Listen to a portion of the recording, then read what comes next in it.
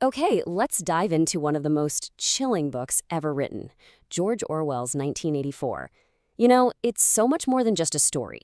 It's really a blueprint, a playbook for how to achieve total, absolute control. We're talking about a world, Oceania, run by a totalitarian party that has a vice grip on power. But here's the kicker. How do they do it? It's not just about brute force. Nope, it's way scarier. It's about systematically taking apart the human mind, piece by piece. This right here, this is the whole game. This one sentence is the party's ultimate equation for power. I mean, it's the engine that runs everything in Oceania. It sounds so epic, right? But what does it actually mean? Like, in the world of the book, how do they actually pull this off? How do they make this slogan an ironclad reality? Well, that's what we're going to break down. So it turns out the party has this whole toolkit for control. Their entire empire of tyranny is built on these four massive pillars. We're talking about psychological warfare, a surveillance state that sees everything, a total war on words, and, maybe craziest of all, the power to just erase yesterday. They're not just controlling the government, they're attacking your mind, watching your every move, stealing your language, and rewriting history. So let's dig into that first one, the battle for the mind. All right, pillar number one, controlling the mind. You see, the party knows something crucial.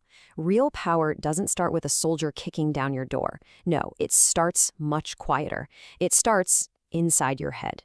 Before they can control what you do, they have to conquer what you think. And that, my friends, is psychological warfare at its absolute scariest. And the main weapon in their arsenal for this mind control is a little something called doublethink. It's a wild concept.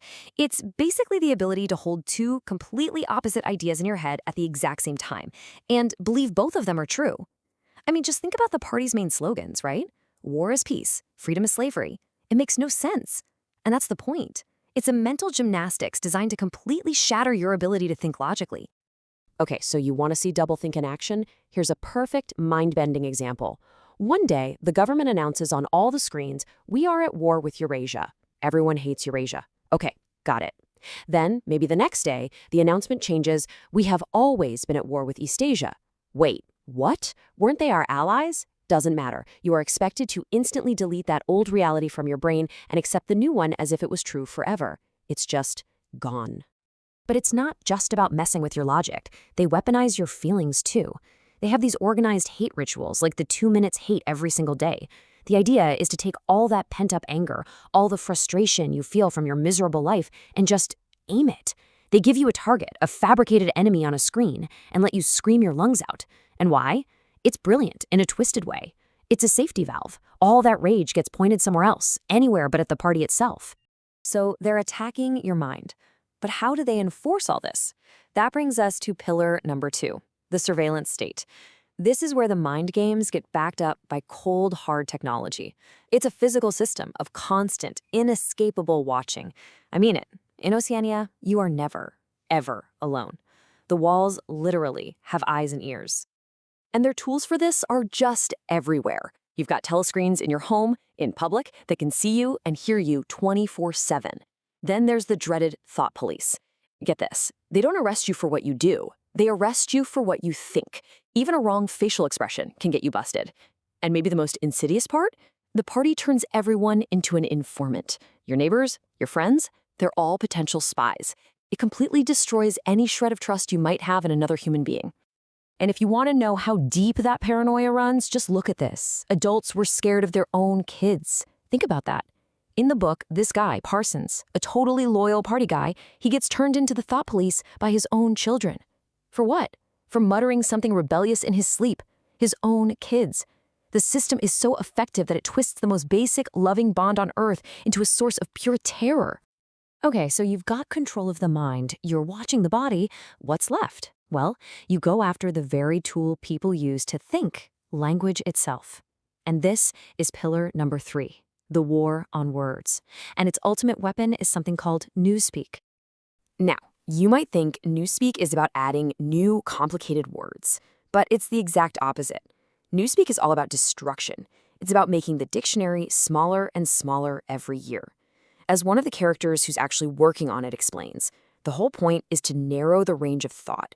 The goal is to make thought crime, having a rebellious idea, Literally impossible, because you won't have the words to form the thought in the first place. The logic behind it is just chillingly simple. Think about it. If you get rid of the word freedom, how can you even think about the concept of being free? If you delete all the words for rebellion, for individuality, for questioning authority, can those ideas even exist anymore?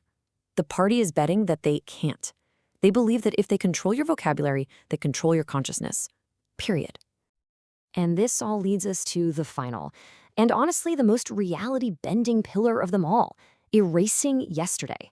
This is where that slogan from the beginning, "Who controls the past controls the future," becomes terrifyingly real. To lock down the future, the party has to be in complete, total control of the past, constantly remaking it to fit their needs. This is literally Winston's 9-to-5 job in the book. He works at the Ministry of Truth, which is, of course, a giant factory for lives. His job isn't to record history, it's to create it every single day. So let's say the party makes a promise that doesn't come true or changes its mind about an enemy. It's Winston's job to go back and rewrite every newspaper article, every record, to match the new story. And the old version? It gets tossed down a memory hole and incinerated. It never existed. Let's use a really simple, powerful example from the book to see how this works. Okay, so last week, the government announced the official chocolate ration is 30 grams. Simple enough. You heard it, you remember it, it's a fact. But this week, things aren't so great. The ration has actually been cut. The reality is you're only getting 20 grams now.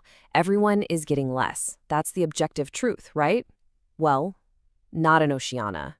In Oceania, the truth is whatever the party needs it to be. So what does the party do? They get on the telescreen and announce a glorious increase from the chocolate ration to 20 grams. Now, wait a second. That's a cut, not an increase. But because every single document showing the old 30-gram number has been destroyed, there is zero proof it ever existed. It's just your faulty memory against the official printed truth. So who are you going to believe?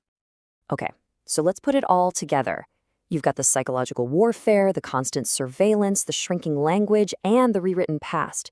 When you combine all four of these pillars, you see that they're all aimed at one single, terrifying goal: the complete and utter destruction of the human spirit. And this is so important to get. The party isn't satisfied if you just do what you're told. That's not enough. They want to get inside your head. They want to conquer that last little bit of freedom you have, the space between your ears, and completely eliminate your ability to even have an independent thought. It's not about controlling your body, it's about owning your mind. And that's how the book ends, with that absolutely devastating final image. After everything they do to him, Winston doesn't just fear Big Brother anymore. He doesn't just obey him. He genuinely, truly loves him.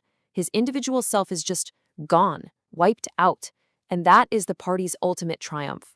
They didn't just break his body, they captured his soul. So Orwell leaves us with this massive, haunting question. If the words you use to think can be controlled, and the past you remember can be erased at any moment, then what even makes reality real? It's a powerful warning, right? It shows us just how fragile our own grip on reality can be, and the incredible danger of anyone who tries to take control of it.